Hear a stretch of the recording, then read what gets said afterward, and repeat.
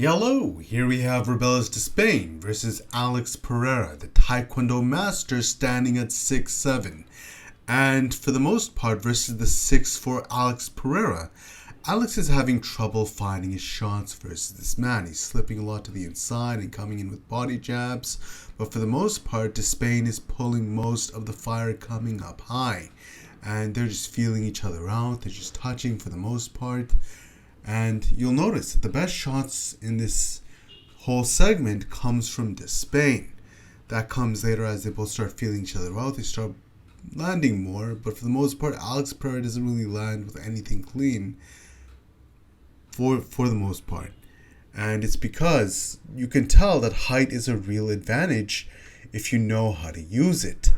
And for Rebellious, he's pulling all of these shots and he can kind of touch Alex lightly. He missed there, he didn't really connect clean there.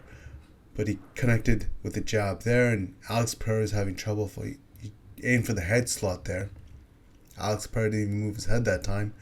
But for the most part, you can tell that someone who's very tall and long, they can kind of touch you before you can do anything back. You know, it's a real task. It is a real task to find your way in against that reach. And later towards the end, you'll notice that Alex Pereira has to turn this into a fight. He has to straight up turn this into a fight to make his own way into his own reach.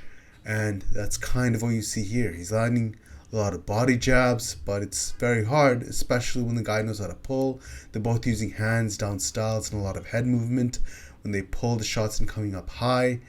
And this guy's very big too, very strong. Yep, he muffled all those shots from Alex Pereira. Couldn't really land with anything clean. And for the most part, Alex Pereira is the one tagging clean. That guy actually pulled and turned away from the shots that Alex Pereira threw up high. This is very interesting. The difference in height shows quite a different story.